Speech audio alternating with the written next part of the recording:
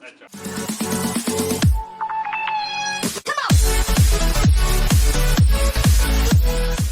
What's going on, everyone? Brandon here again, and I decided I'd do a video today as I wanted to get something done. And since it's raining and the 240 is in the garage, not really drivable yet, I go ahead and jump on the wagon and do 5 things that I hate about this car.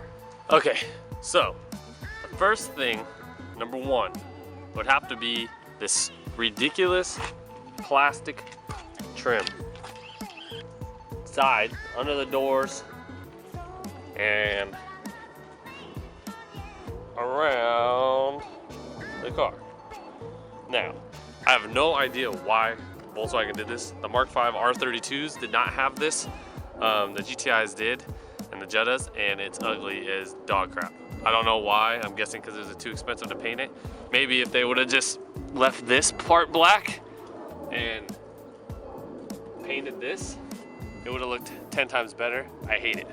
That is easily the number 1 thing I hate about this car.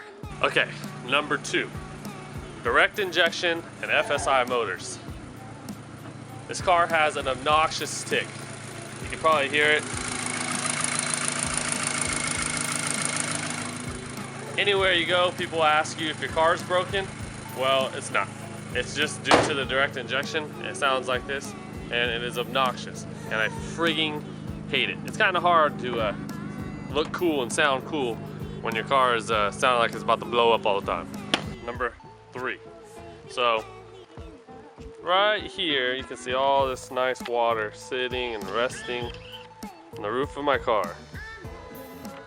All right, so what that means is tomorrow, when I decide to leave and it's not raining, if I roll my window down, unlike most cars where the water will come down here and slide in there and run out.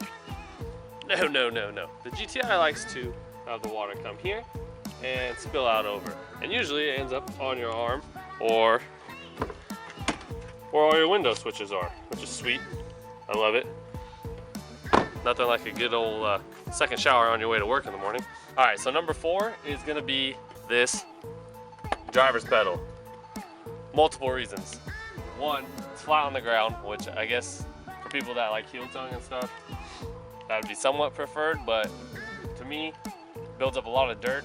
I don't like the fact that it's recessed behind the other pedals so far, and it's drive-by-wire. So, especially in this car, I mean, they make a mod so that the throttle response even feels better, because this car likes to have a little bit of lag when you get on the gas. It's kind of like a, and then it goes.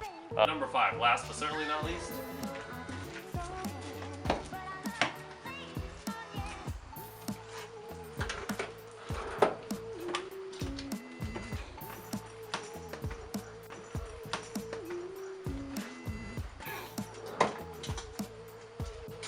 this car has no friggin' space.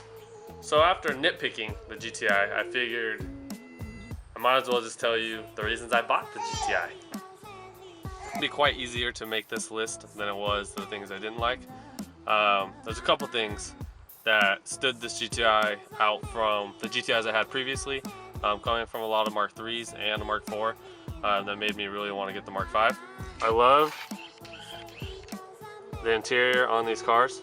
If I was to take the car up to the hills, which I do quite often when I don't have the baby, these seats actually hold pretty darn well for being factory seats. I have these sweet GTI emblems embroidered in the headrest, which is also pretty sweet. I like that. One thing that really separates the Mark 5 from a bunch of other GTIs is the front end.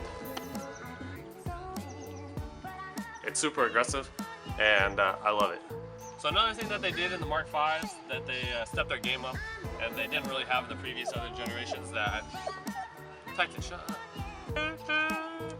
From previous Volkswagens, especially Mark 3 VR6s, their shift linkage is like punch your dash, hit the person in the back seat, punch your dash, hit the person in the back seat.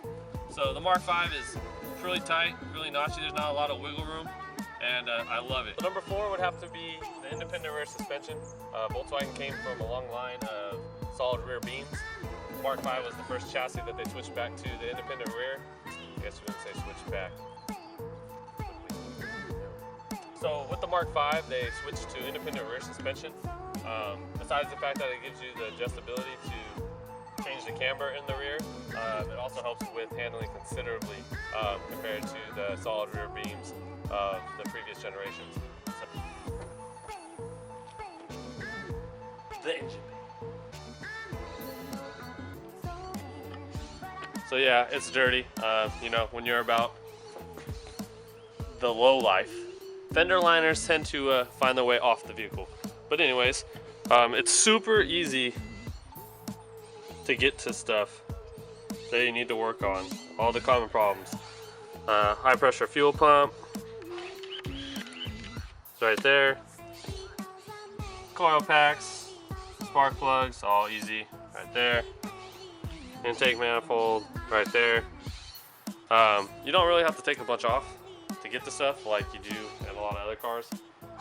There is, from the factory, a big plastic engine cover that this intake right here made up for. Removing that, and after that, everything's pretty straightforward. It's straight shot. It's anything you need to repair, diagnose. And yeah, this car has been a breeze to work on since I've had it, and super reliable actually. So believe it or not, it was really hard for me to make this video. There's not really too much about the car I don't like. Bought it all stock from the factory a couple years ago, and everything that's been done to the car I've done myself. It's been super reliable. I haven't really had any issues with the car at all. I did currently post it for sale not too long ago. I'll post the link below. If I don't get what I'm asking for, then I have no problem keeping it. The only reason I'm even considering getting rid of it is because I really want to dive into the 240, and the build is taking a lot longer than I would like. The link below for the Craigslist ad on the car, or feel free to DM me on Instagram or private message me on Facebook or anything like that. If you have any interest in the car at all or any questions regarding the Mark 5, I pretty much know every nut and bolt on this car by this point. Hit the subscribe button down there. Thanks for watching, guys. Until next time.